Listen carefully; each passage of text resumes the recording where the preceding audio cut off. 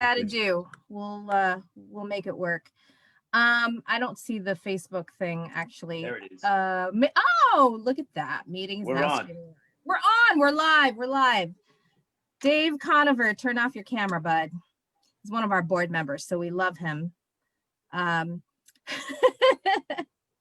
Hello, actors. So, hi everybody. Welcome to Meet the Artists. This is our talk back. Hopefully you all have seen the movie of JQA. I'm Kim Heil. I'm the associate producer and casting director at San Diego Rep. And we have, as you can all see, the esteemed actors from the show. And I am so proud. It looks like Larry may have jumped off though. And we have, oh, Aaron, you want to stay on? I think we should have Aaron stay on too. Or Maisie Posner should stay on the screen. Yeah. Hello. Hey, Aaron. So I'm going to introduce each of you and just wave when I say your name because I don't know where everyone is on people's screens. So to my, I guess it's my right, but is Rosina Reynolds, who played many, everyone played many things. So I'm not going to bother saying who you played, but because everybody knows you played many people. And then we have, this is like a whole new world of introductions. Then we have Jesse Perez. And then we have Crystal Lucas Perry. And I know Larry Bates was on earlier. Maybe he'll join us. Maybe he got bumped off for some reason, and hopefully he'll join us again. And then we have our playwright, Mr. Aaron Posner. Thank you for joining us, sir. I know it's very late where you and Crystal are, right? It's like almost midnight. Oh, thank you for joining. So listen, guys, turn on your unmute yourselves if you're muted. And let me just ask one at a time. Just share maybe one or two words how you're feeling right now after watching that. Jesse. I'm overwhelmed by ideas, you know, and this election being on November 3rd, I couldn't stop thinking about it while watching it. And it's interesting to watch the entire thing, you know, in its hour and 20, which I'm glad it was, that all of a sudden you see the whole arc that Posner has put together, and you're just like, man, what an amazing document to release before this damn election that we all have to be a huge part of. So those are my thoughts right off the bat, and congratulations, Sam Woodhouse, for doing what you did and pulling that thing together off a stage like that, you know, isn't the norm. So I think we're headed in this direction, and I'm glad people are stepping into that arena earlier rather than later. Crystal, how about you? Well, yeah, it's really exciting to see it all come together. You know, it seems like only yesterday we were just, you know, getting our COVID tests and, you know, trying to go into the room and then getting another COVID test and then going back. And, you know, so it's really nice to see it kind of, you know, come to fruition and everything. And obviously to see it, you know, all the way through, just like Jesse said, it just really sheds light on these important conversations that Aaron is, you know, bringing to the forefront. And they're just, every single time I hear, especially the scene between Frederick Douglass and JQA, that gets me every single time. It's such a powerful conversation. So to see that fully realized in the way that, you know, Sam envisioned, and it was really powerful. So I'm feeling really great and excited that everyone got to see it and share it with the world. Unfortunately, our camera isn't working, but the play, Charles and Eileen, the play was wonderful and the actors were absolutely magnificent. Thank you so much. Raves from the audience. Rosina. I think the thing that struck me listening to the whole thing all the way through was how relevant so much that is said is to today, and the realization that this was happening 150 or 200 years ago. And then I wonder, have we changed? we still seem to have many of the same problems. We still, and I think it's I think the challenge, and I think it's in the scene that you have, Jesse, with John Quincy Adams, that it would be nice if these things worked. It would be nice if we actually cared and moved it forward. But all these different individuals within the country it seems to cause the same problems. We go in circles. I think that was the thing that was made most relevant to me, is that we're dealing with things now that we were dealing with 150 years ago. And we keep rotating these challenges as a nation. I felt that was very resonant watching the whole thing. So Larry, I just asked everybody to share just their thoughts right after watching. So if you could share just what your thoughts are. Yeah, it's always interesting to see it all the way through. It would be very hard for me to give you my initial thoughts because I'm like, I'm looking at myself like, oh gosh, what is it on your head? What are you? Do you really do your mouth that way? You know what I'm saying? Stuff like that. So generally, when I do stuff, I need to watch it a couple of times to really settle in. But I will say, the one thing I will say is I'm, having been in that rehearsal hall and watching this being filmed, and I would call my wife and be like, man, these actors are so great, and just watching it today, I'm just like, man, like Rosina, Crystal, and Jesse, just like, they just move me watching them. So I really was struck with how impressed and how happy I was to be able to share the stage with those guys and speaking Aaron's words, So I would say right now, that would be the thing that's sticking with me the most. That's great. That's great. Thank you. Aaron, what thoughts do you have after watching your work? It's it's not yours anymore. I was just so incredibly impressed by the work that all four of you did, and Sam and the whole team. It was it has, except for the one scene that I wrote for this production, it has been longer since I wrote it, and yet the world has unfortunately only made it feel more immediate. But you guys brought such immediacy to it and such fullness. I think I was, so in addition to just being incredibly pleased and impressed and gratified to see it handled so beautifully, and with such ownership and alacrity and everything, all from all of you.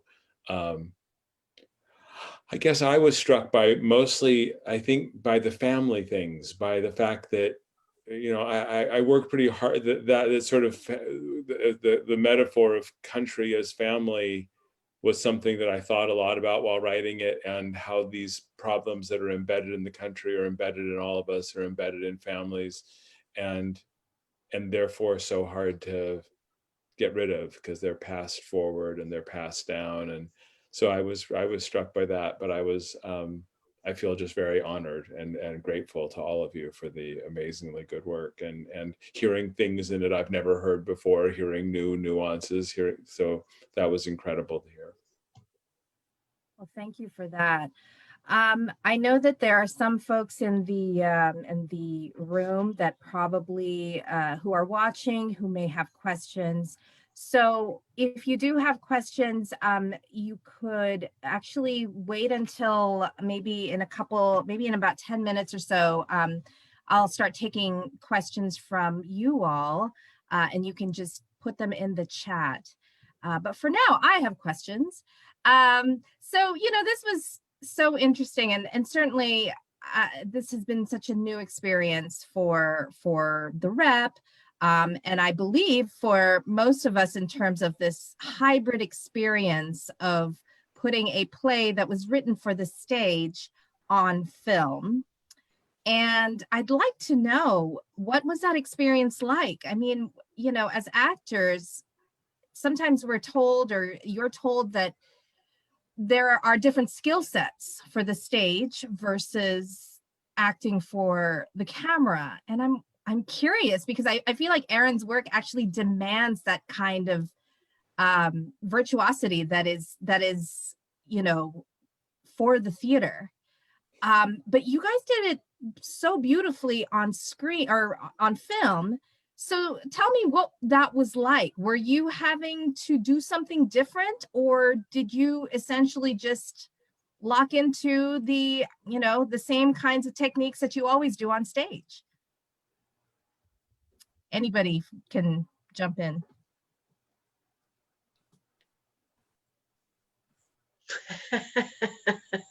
No, takers. Rosina. No. We were never sure at the beginning. I know this was a conversation that came up a lot. I know Crystal brought it up a lot. Was volume. It was how much we projected because of when the camera and the mics would pick up what we were saying, and so that was certainly a concern.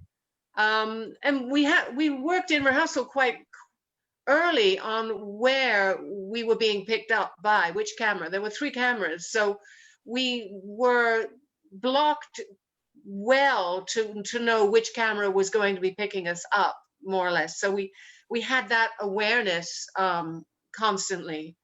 And also thinking of how Erin described the play at the beginning, that this was a piece that the actors needed to move into, to step forward into the play. So the demands he had of the play was that the message was served with passion and with energy. So I think that took precedent for us, and I think we relied on the cameras and the editing and the sound to take care of the rest. I think that's how we approached it. It would be very hard to pull back on some things. So we were licensed, we were given the freedom to explore it fully. I think that's the impression. I want to acknowledge that our director has stepped into the Zoom room. Hi, Sam, from some galaxy, it appears. Oh yeah, right. And Sam, feel free to also comment on how the sort of hybrid film and stage model worked for you. And Larry, Crystal, Jesse, whatever thoughts you have on that subject. Yeah, I felt like, you know, Sam directed a play. He directed the play, and we were all trying to figure out how. I live in Bankers Hill, so forgive this airplane flying over. But I also feel like there was moments where we would try to make it more of a film or do film acting, and eventually we'd get notes and be like, "Hey, did you say cat or car?" And all of a sudden you were like, "Well, I said cat." And if you were my microphone that was on my chest, you would have heard that T. And I don't know if I have to aspirate it that much in order to get it to the 5th row of the theater. That being said, when you get a note like that, you start to understand, oh shit, we're in a stage production and I got to get it to the 5th row, regardless of anything, you know? So all of a sudden, when you get notes like that, you're in the theater. So it's hard to start thinking that, oh my God, I got to get my film acting and get nuance. But I feel like as actors, all of us, once we start connecting and they start telling us, hey, the camera's moving in on you here, we can get smaller and more intimate in a way that all of a sudden it's just us 2 in the room and nobody else. And when that happened on camera and that was part of the editing, you could tell. So it became really interesting because it was Sam navigating a play that was then being filmed and can have the nuance and smallness of a film, but yet we had the largeness of this San Diego Rep Theater. So I wonder how people are taking it, but I'm glad it was big like that and passionate and empowered, because it is theater. And we're not pretending that we're, you know, Almodovar all of a sudden, and Sam's going to come in here with, you know, some Spanish filmmaking techniques that are going to blow our minds. It's like, Sam's a theater maker. So thank you for the DP to step in and grab what he could grab. But that was theater.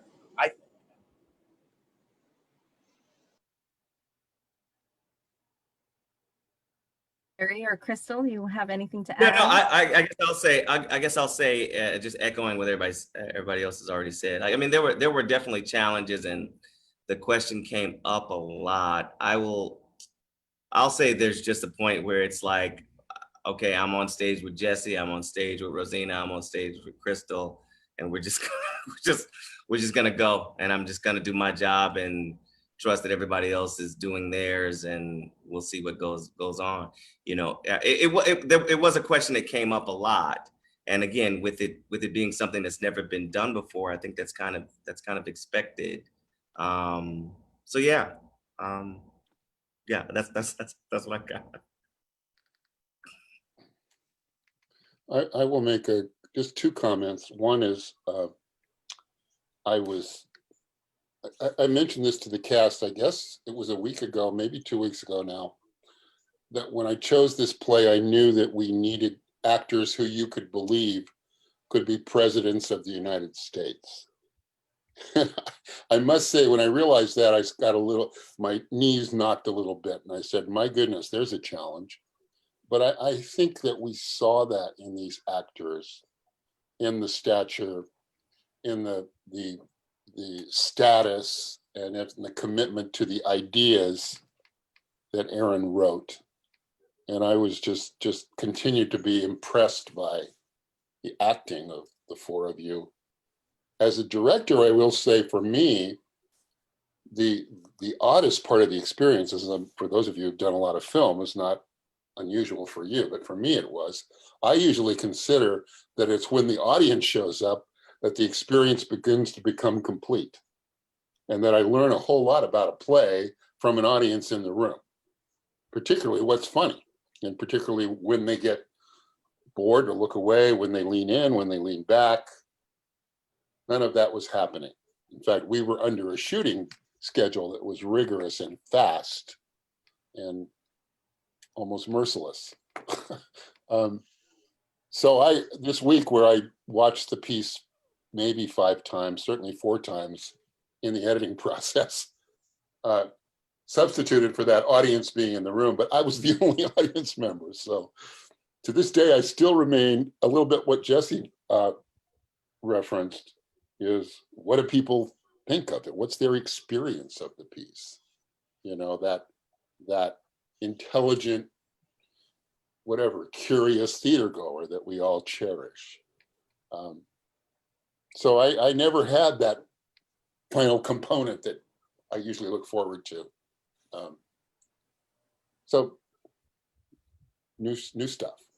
I just have to say, I just appreciate so much the fact that it did have the sort of theatrical, because of course, if you were to write this for a movie or a television something, I would have had to cut 7/8 of the dial, you know, like you cut almost everything or something, and you do it in different ways. So this was definitely word heavy and word focused, and needed a kind of fullness of attack that I felt like you guys were able to miraculously do that and still have it feel comfortable on camera.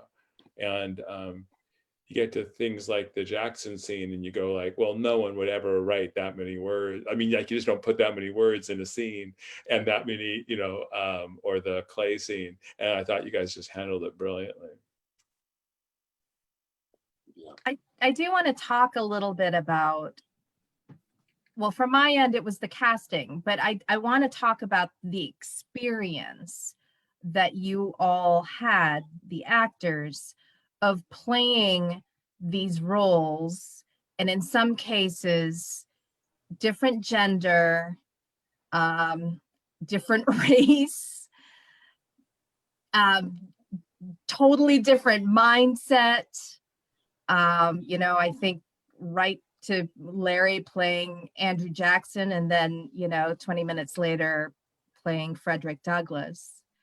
But even, you know, Rosina playing Abigail Adams, and then later on, you know, playing JQA. You know, what was that like?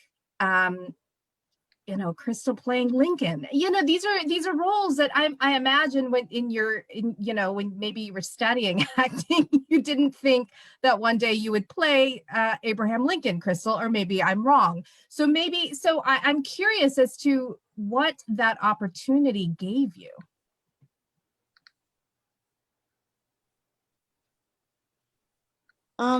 Yeah, I think when you're dealing with a script that's this rich and you're realizing that there are so many lessons and so many points that, you know, need to be heard within each scene, it just becomes really easy to just tack on and kind of just get into those relationships between the characters. So it was less about, you know, recognizing the stature of these people that we were playing and more focused on, you know, what they were trying to communicate to the person on stage with them. That became the most important thing to me. So, and again, every single one of these scenes, Aaron has written a mission for each one of these people. And that makes it so incredibly easy to step into these people, because they're all men, women, you know, who were trying to get something done, who were trying to move something forward, who had a vision and were trying to fulfill it. And that was really kind of what it was, because I could relate to that as a person, you know, who's also on my own mission in this life. So it was kind of just connecting with that and recognizing that as great as these people are, especially, you know, meeting Abraham Lincoln at this time, he's not a kid, but he's, you know, he's a young man on the way to being the great man that we know. So with that in mind, he's not Abraham Lincoln as we know him yet. He's someone with a mission. He's human. He's trying to accomplish something. He's trying to, you know, move the country forward. And that's kind of what I was able to connect to with these characters. Larry, I thought it was a trip. I thought it was a trip playing all these different characters. I mean, it was like playing a kaleidoscope. You were constantly refocusing from another perspective, and you get a chance to play another generation and to take the story forward. But it was a trip jumping from character to character. I mean, I thought it was. I mean, that's sort of a gift that as an actor, to be able to just disrobe and put something else on and another character on and try to find their vocal quality and their physicality and their, it's a gift. I mean, it was, and to do it on stage, I mean, that's what we all talked about, because we managed to do run-throughs of it, but what it must be like to actually dart from character to character in the play when the play is up and running. It was just, I'm greedy for that opportunity to be able to do that, to be able to just be in the moment for all of these characters, to just shift on a dime and go into the next character, I think is tremendous and exciting and challenging and very exhilarating. I mean, we got to change clothes, we got to go to the dressing room, we got to take time between these characters. But on stage, I can't imagine how fantastic that would be to just, in a second, go into the next character. It'd be awesome. It is a beautifully constructed way of doing it, Erin. It's just beautiful. Larry and Jesse, do you have anything to add? Yeah, I mean, I'll just say that it's, I mean, I agree with both Rosina and Crystal. It's definitely exhilarating. I mean, it's incredible to in one scene to be, you know, to be talking about national observatories and how, you know, how wonderful it is and how can anyone find fault with more knowledge about our universe, and then in the next scene be like, that's the stupidest thing I've ever heard. You're insulting people. So I will say, just for me as an actor, me personally, it all comes down to what I have to work with. And I think this is a little bit what Crystal was saying. What do I want? What am I trying to achieve? And what are my obstacles to get around? And, you know, that ends, it's just always interesting to me with what I assume that is when I read the script, what it is when I'm on feet with the actors, and then how it evolves over time, which is one of the reasons why I just love being an actor and what it reveals about yourself. And I just love the process so much. So I will say that is me thinking whether I ever thought I would play Andrew Jackson, Frederick Douglass, or John Quincy Adams, for me ends up becoming irrelevant, because to me it's like finding that connection of the human spirit. You know, these are human beings, you know, and what do they want? What are they trying to achieve? What are the circumstances that surround them? And how does that affect who they are, the choices they make, and how they attack what they want to get? And I will just say that, man, it was like also a lot of times we're just like, man, Aaron ain't playing with his dialogue, so we gotta come here.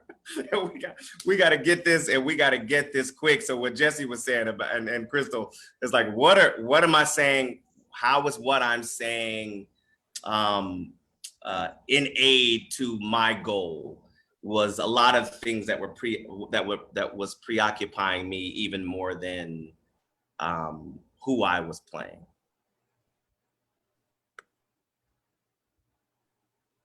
Yeah, you know, Aaron wrote a language play, and so we were working hard on getting word perfect so that we could get those ideas the way Aaron wanted them like to get across. And so it became a study of just the book, you know, and all of us were just cramming. And Sam directed this like a play. Like if Sam had it his way, he would cut the hell out of these transitions that were larger than they would have been in a play, so that the play could actually run 1 hour and 20, and we'd be doing quick changes with wigs and just go, you know? And that's how he directed it. And that's how we rehearsed it. And of course, like the momentum would stop every time there was a scene change, because it wouldn't happen as quickly, knowing that we were making a film eventually. But we worked that hard. That being said, I feel like the casting makes it universal. It also makes us know where we've been and how far we can recede in a matter of a second. And that to me is terrifying, because the truth is we have a place to draw from. We have Obama and Michelle, you know, and to see that scene with JQA and Louisa, all of a sudden you have a reference point where it's not the history, it's today. It was a couple of years ago. And it's the fight of the country and what it means and what democracy means and what government means. And all of a sudden you can see, because we've been there. We've been there and it's changed.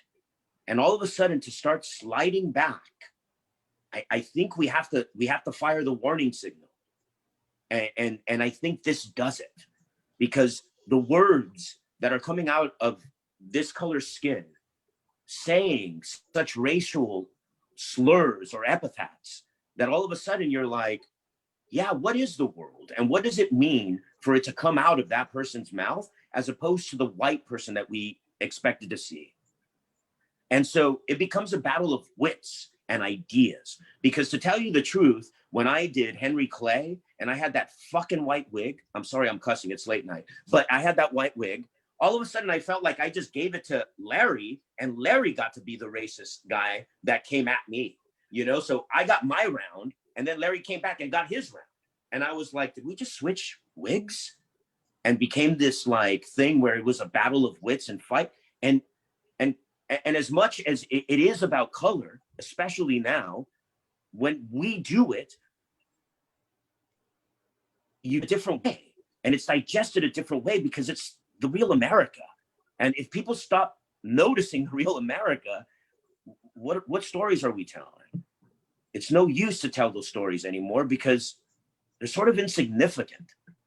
And I'm sorry if I offended anybody. I just needed to get that out there, because there are stories too. And we're smart enough to say these words just as Aaron Posner wrote it. And we don't have to modify or turn anything or dumb down anything so that we can be like, oh, we can say this too. No, this is America. You have smart BIPOC people that can actually run this country, and they have. Thank you, Jesse.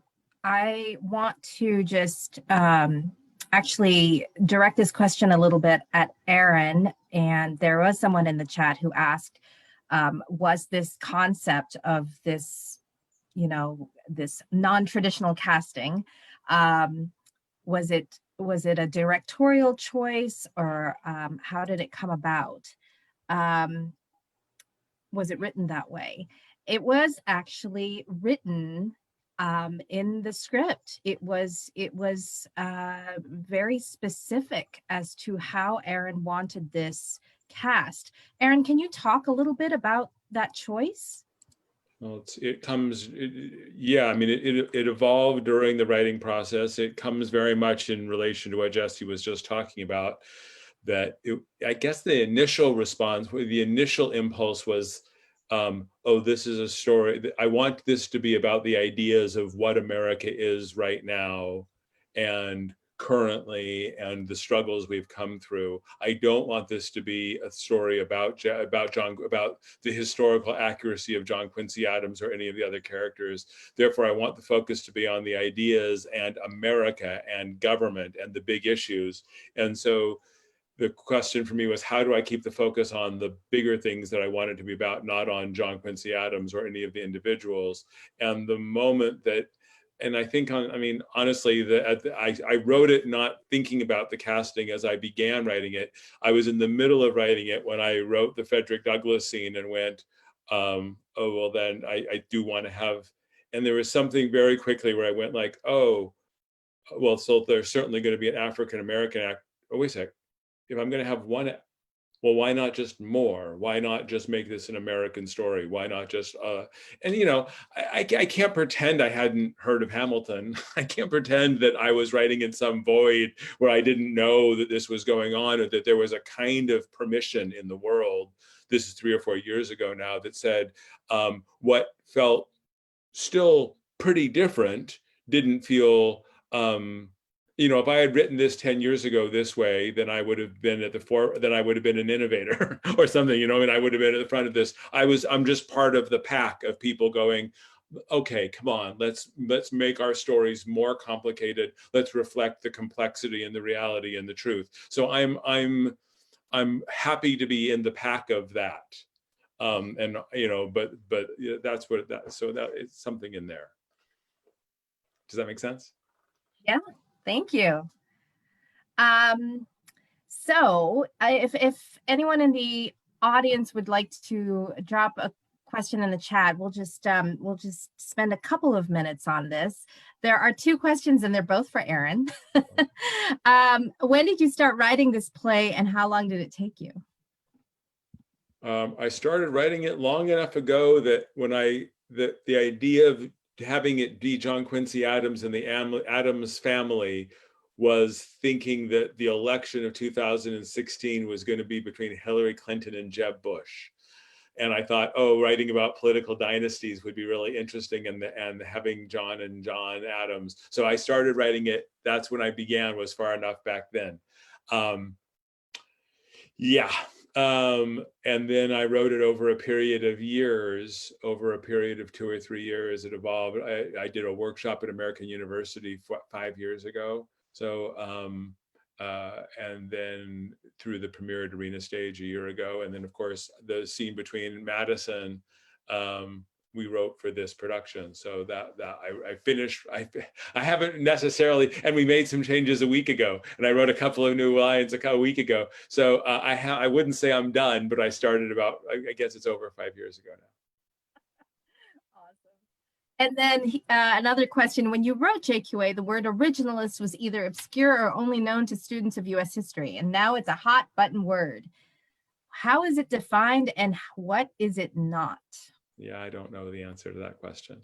There's actually a play originalist in terms of originalist in terms of constitutional pertaining to the Constitution, I think. Yeah, probably. Yeah, I'm, you know, I am not an expert on constitutionalism, on the American government. I wrote a play based on, I'm going to go ahead and follow Jesse into swearing, on the shit I was thinking about and worrying about every day. That's all I did. And I talked to some smart people and I read a lot of books, but I don't, I know that everything I wrote about is what worries me, or what bothers me about America, and what I love and hate about America. And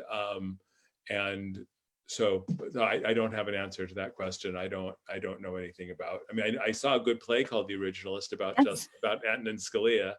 They also did it at Arena Stage, which is where we did the premiere of this. They commissioned it, but I don't know anything else about it other than that. Well, so I don't see any other questions. I just want to give everyone the opportunity maybe to share some final thoughts. I mean, we are in this very difficult time right now. Not only are we in an election season, it's also in the midst of a pandemic. We're also at a point where we are at, there's a reckoning right now in terms of social justice and, you know, the absolute urgency in recognizing how we must become more anti-racist. And so this play comes at a really fertile time in terms of ideas and actions. I'm wondering if any of you would be willing, if you could share what you feel the role of storytelling is in this time, and obviously particularly in theater, since that's our medium. But what are you hoping that we can do as storytellers?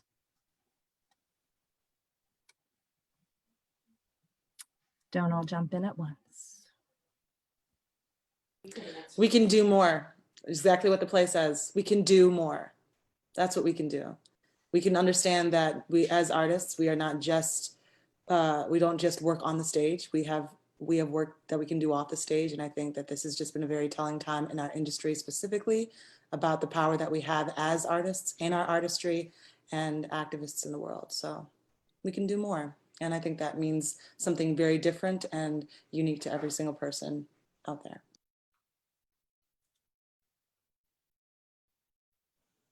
Yeah, I also feel like we want to get back to the theater. So wear your masks, you know, and take care of each other, because the truth is, like, that's the birth of storytelling, you know, standing around a campfire and, oh, I'm up. Okay, here we go. Let me take this stage, you know, and that to me is the roots of relaying information, getting it across history, going down generations and generations.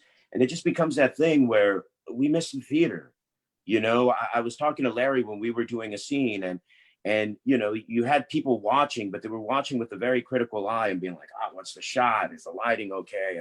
But all of a sudden, sometimes there would be responses in the audience from Sam or the DP, Tim, you know, and we would stop as opposed to propel ourselves forward to continue telling the story, because we're so not used to the response anymore. All of a sudden, we've been acting in a vacuum, and somebody would laugh or give a guffaw, and we'd be like, "Oh my God, did I miss my mark? Did I say something wrong? Did I miss?" As opposed to being like, "Oh my God, I'm being encouraged to continue the story with even more energy." All of a sudden, it draws the brakes, and so I'm tired of acting in a vacuum.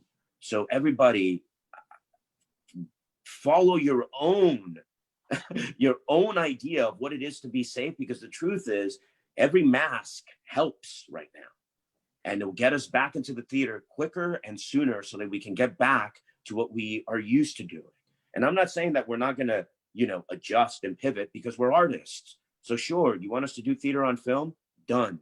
But the truth is, come to the theater and watch us, because we'd love to do this play with no intermission, an hour and 20, quick transitions, and let us roll. And then you ride with us so that we can have an experience actually together, breathing the same air.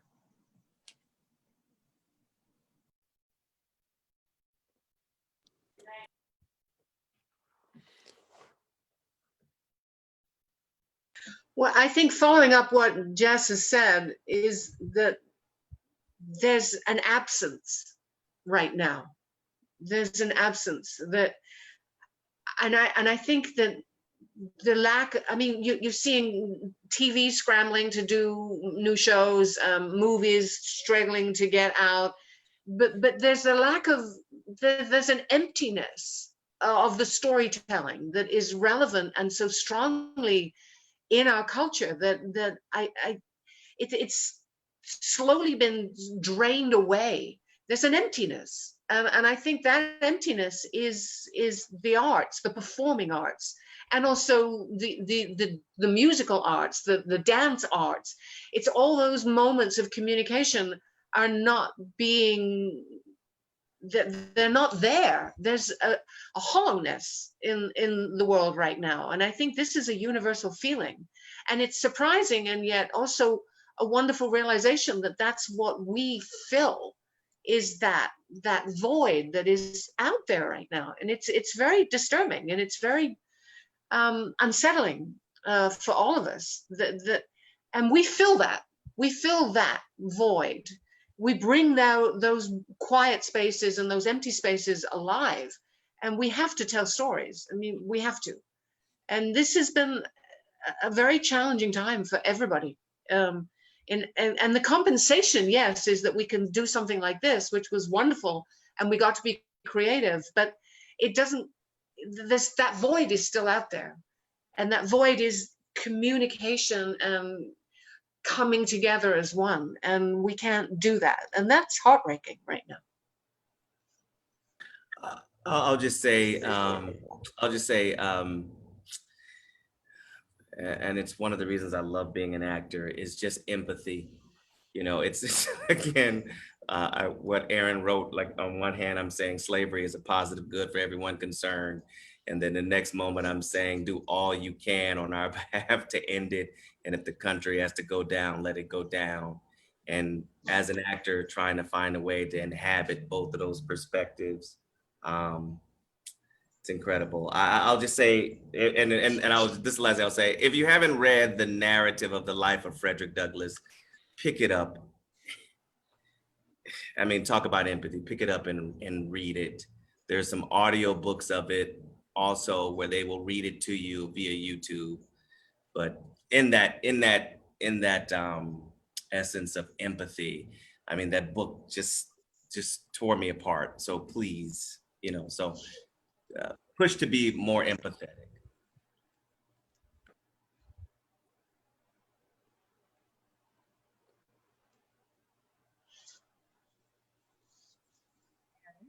I feel like you want to say something. No? Okay. I thought you were about to say something. I guess I just want to, I do want to quickly say, just express gratitude to San Diego Rep, to Sam, to you, Kim, to all of you.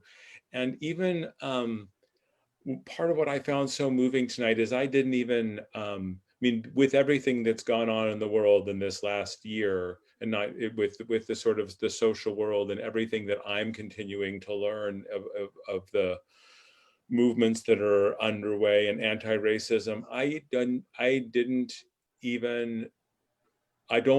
still don't fully understand, and I know I didn't even begin to understand what I was also asking of the actors of color in doing this.